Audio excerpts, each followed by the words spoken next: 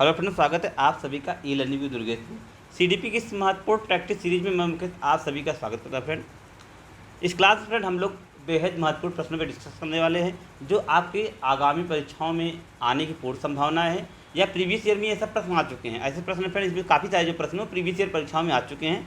तो आपको फ्रेंड इस क्लास से जुड़ना है, क्लास को शेयर करना है। यदि आप आगामी UP TET, C TET, super TET या अन्य किसी राज्य में भर्ती परीक्षा संबंधी तैयारी कर रहे हैं, शिक्षक भर्ती संबंधित आप तैयारी कर रहे हैं, तो उन सभी साथियों के लिए क्लास बेहद महत्वपूर्ण होने वाली है। तो आप सभी लोग स्वयं जुड़ेगा और यह क्लास अपने सभी भाई बंधु सभी इष्ट मित्र को शेयर करिए, क्योंकि यह सभी साथियों के लिए क्लास महत्वपूर्ण होने वाली है। क्लास को प्रारंभ करेंगे। पहला क्वेश्चन आपकी स्क्रीन पर है कि वातावरण वह बाहरी शक्ति है जो हमें प्रभावित करती है। यह कथन किसका है? वुडवर्थ का है, रास का है, गैरेट का है या एनास्ट्री का है? बताइएगा यह कथन किसने दिया है। इंपॉर्टेंट कथन है, एटमॉस्फेयर का, इन्वायरमेंट का इंपॉर्टेंट कथन है। ये पूछा जा रहा है आपसे इन्वायरमेंट के रिलेटेड। ये काफ़ी सारे फैक्ट जो है परीक्षा में पूछे जाते हैं, तो इस कोटेशन के बारे में काफ़ी बार पूछा गया। तो आपको बताना कि इसका सही जवाब क्या है। कि वातावरण वह बाहरी शक्ति है जो हमें प्रभावित करती है, यह कथन रास महोदय का है। विकल्प नंबर सेकंड के साथ चलेंगे, जवाब हमारा बिल्कुल सही, option number second is the right answer. Next question है, निम्नलिखित में से कौन सा प्रेक्षण की सीमा है?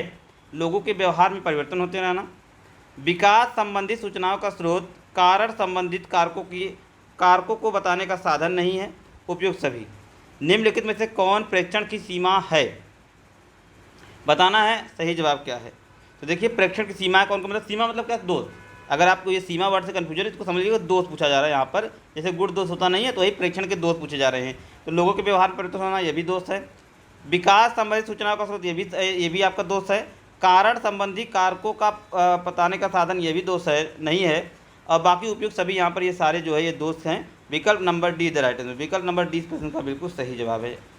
आगे, किस साक्षात्कार में संरचित और प्रमापीकृत साक्षात्कार कहा जाता है? किस साक्षात्कार को संरचित तथा प्रमापीकृत साक्षात्कार कहा जाता है? अनौपचारिक साक्षात्कार को, औपचारिक साक्षात्कार को, कारक परीक्षक साक्षात्कार को या उपचार संबंधित साक्षात्कार को? जी हाँ, बताना है। ये रिलेटेड क्वेश्चन है, आपको बताना है कि किसको जो है हम लोग संरचित या प्रमापीकृत साक्षात्कार कहा जाता है। आंसर कमेंट करके बताना इस क्वेश्चन का सही जवाब क्या है। तो फ्रेंड, औपचारिक साक्षात्कार को हम लोग संरचित या प्रमापीकृत साक्षात्कार के नाम से जानते हैं। विकल्प number second is the right answer.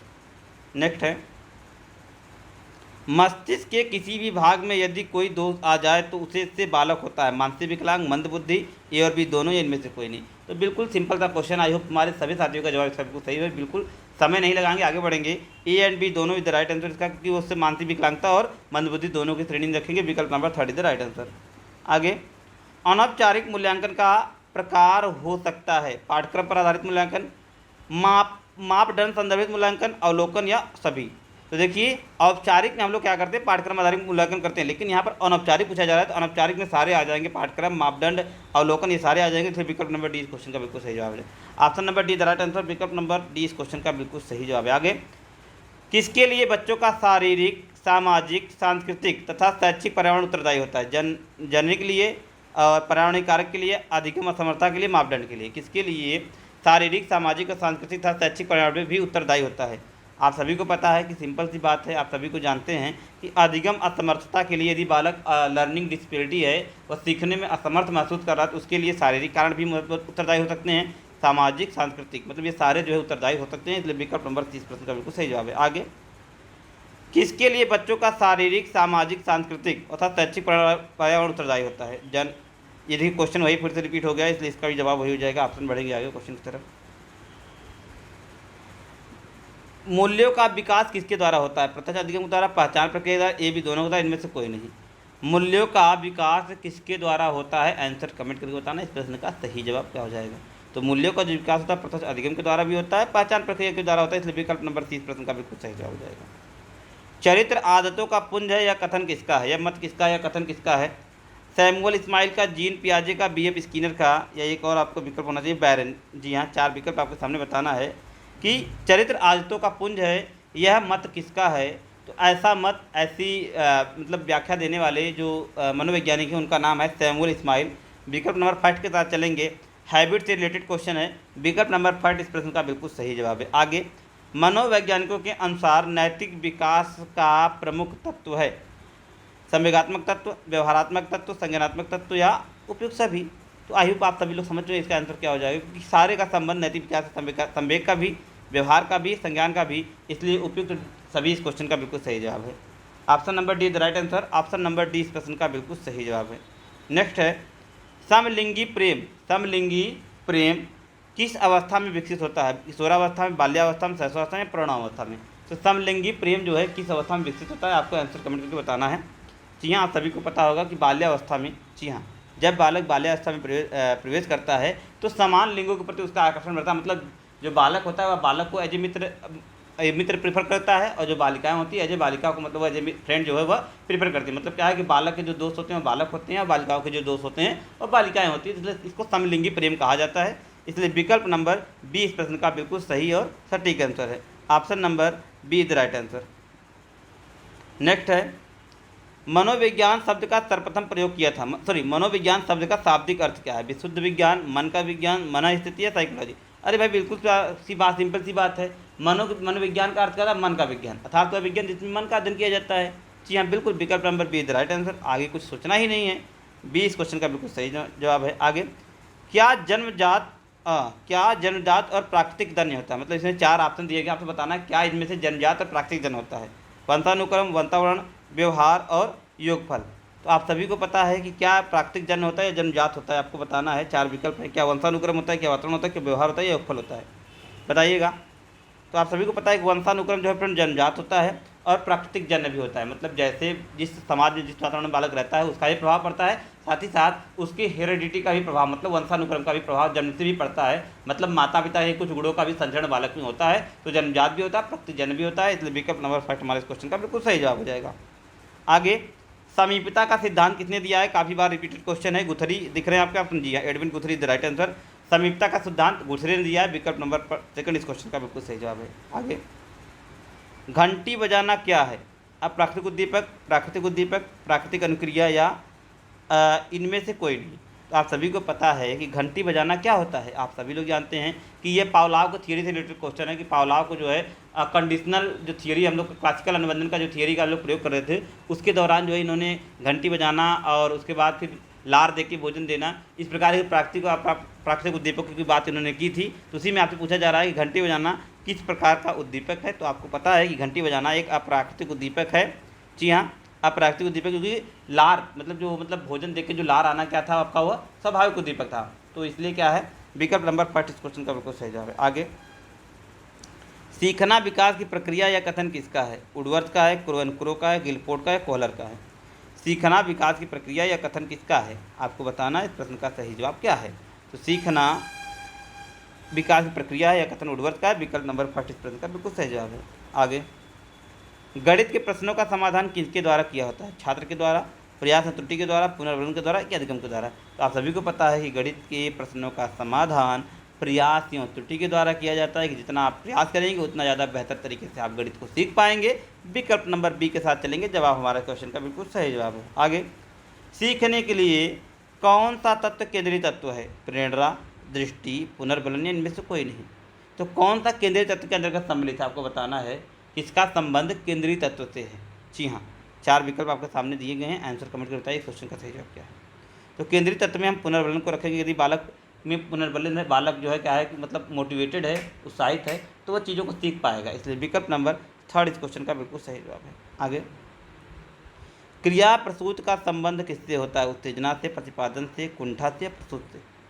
तो क्रिया प्रसूत का संबंध किससे, आपको बताना। क्रिया प्रसूत का सिद्धांत को जिसने दिया है उस वन वैज्ञानिक का नाम है B.F. स्किनर, जिन्होंने चूहे का कबूतर प्रयोग किया था। इनके सिद्धांत को हम लोग आर्यस थियरी के भी नाम से जानते हैं, तथा क्रिया प्रसूत, नैमित्तिक सिद्धांत, बहुत सारे नाम हैं इसके जो है, अनुक्रिया उद्दीपक सिद्धांत, ठीक, तो रिस्पॉन्स और स्टिमुलस थियरी, बहुत सारे नाम से जानते हैं। तो आप लोग जानते रहिए, इतनी जानकारी एडिशनल रखिएगा आप इसके बारे में। बाकी बताइएगा क्रिया प्रसूत का संबंध किससे होता है। तो आप सभी को पता है कि क्रिया प्रसूत का जो संबंध होता है वह उत्तेजना से होता है। मतलब इसमें बालक के उद्दीपक के द्वारा उत्तेजित करके जो है उससे कार्य कराया जाता है। मतलब किसी उद्दीपक के प्रति अनुक्रिया करा के जो है उससे जो है यहाँ पर सिद्धांत, इससे जो है निष्कर्ष निकाल कर जो है हम लोग अधिगम पर पहुँच पाते हैं। विकल्प नंबर फर्स्ट इस क्वेश्चन का बिल्कुल सही जवाब है। आगे वस्तुनिष्ठ विधि के अंतर्गत रखते हैं। समाज मिति विधि के अंतर्गत, परिचिति विधि के अंतर्गत, शारीरिक परीक्षण के अंतर्गत, उपयुक्त सभी के अंतर्गत। तो वस्तुनिष्ठ विधि को किसके अंतर्गत रखा जाता है, बताइएगा। 4 विकल्प आपके सामने, इस क्वेश्चन का सही जवाब क्या है। तो समाज मिति विधि के भी अंतर्गत रखते हैं, परिस्थिति विधि के अंतर्गत रखते हैं, शारीरिक परीक्षण के भी अंतर्गत रखते हैं, इसलिए उसमें सभी इस क्वेश्चन का बिल्कुल सही जवाब है। आप लोग आंसर कमेंट करके बताइएगा। क्वेश्चन आप लोग एडिशनल क्वेश्चन आप लोग बताइएगा कि समाजमिति विधि के प्रतिपादक कौन है। समाजमिति विधि के प्रतिपादक के तौर पे किस मनोवैज्ञानिक का नाम प्रसिद्ध है। आप लोग आंसर कमेंट सेक्शन में टाइप करके बताइएगा इस क्वेश्चन का सही जवाब क्या है। नेक्स्ट, इनमें से कौन सा आवृत्ति मापन का सिद्धांत नहीं है। जी हाँ, नहीं है। स्केलिंग विधि, प्रत्यक्ष प्रदर्शन विधि, प्रत्यक्ष प्रश्न विधि, सूक्ष्म विधि या अवलोकन विधि। पूछा जा रहा आवृत्ति मापन का सिद्धांत नहीं है। आंसर कमेंट करके बताना इस प्रश्न का सही जवाब क्या है। जी हाँ, 4 विकल्प आपके सामने हैं। स्केलिंग विधि है, प्रत्यक्ष प्रश्न विधि है, सूक्ष्म विधि है या अवलोकन विधि है। तो ध्यान से बताएंगे इस क्वेश्चन का सही जवाब क्या है। तो आप सभी को पता है कि आवृत्ति मापन का जो विधि नहीं है। देखिए, स्केलिंग विधि तो है, प्रत्यक्ष प्रश्न विधि भी है, अवलोकन विधि है। सूक्ष्म विधि का संबंध यहाँ पे किसी भी प्रकार के आवृत्ति मापन से नहीं है, इसलिए विकल्प नंबर 3 इस क्वेश्चन का बिल्कुल सही जवाब है। साइकी का अर्थ क्या होता है फ्रेंड। तो साइकी का जो अर्थ होता है वह आत्मा से होता है। सर्वप्रथम साइकी का जो अर्थ था वह आत्मा के संबंध में लिया गया था, इसलिए विकल्प नंबर 5 इस प्रश्न का बिल्कुल सही जवाब हो जाएगा। आगे, जैविक प्रेरक क्या होते हैं।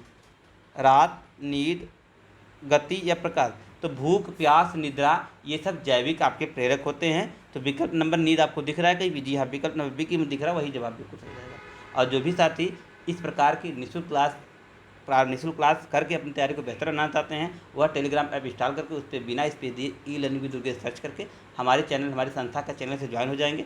आपको निःशुल्क क्लासेज जो है आपकी तैयारी, मतलब निःशुल्क क्लासेज आपको प्रोवाइड कराई जाएगी। वहाँ पर जिस भी परीक्षा की आप तैयारी कर रहे हैं उस परीक्षा के लिए निःशुल्क क्लासेज हमारी संस्था द्वारा चलाया जा रहा है। आप उस क्लासेज को लेकर अपनी तैयारी को बेहतर बना दीजिएगा। बस टेलीग्राम ऐप को इंस्टॉल करके आपको चैनल को जो है ज्वाइन कर लेना है, और उसके बाद आपको सारे नोटिफिकेशन जो भी क्लासेज संस्था द्वारा चलाया जा रहा है आप सभी के लिए, देश राष्ट्र की जो निःशुल्क क्लासेज हमारे द्वारा चलाया जा रहा है, उन सभी के जो है लिंक आपको, नोटिफिकेशन आपको वहाँ से इजीली मिलेंगे और आप उन सभी क्लासेज को करके अपनी भी तैयारी को अभी बेहतर बना सकते हैं। ठीक है, तो आगे बढ़ेंगे फ्रेंड अगले क्वेश्चन की तरफ।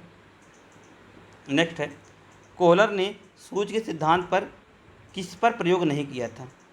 शेर पर नहीं किया, किस पर प्रयोग नहीं किया था। अरे बिल्कुल सिंपल सी बात है भाई, शेर पर प्रयोग नहीं किया था। पहला ही जवाब सही वर्मा ने किया था, सुल्तान वर्मा, जिसका नाम सुल्तान था चिंपैंजी, मतलब इस पर किया था, शेर पर इन्होंने प्रयोग नहीं किया था।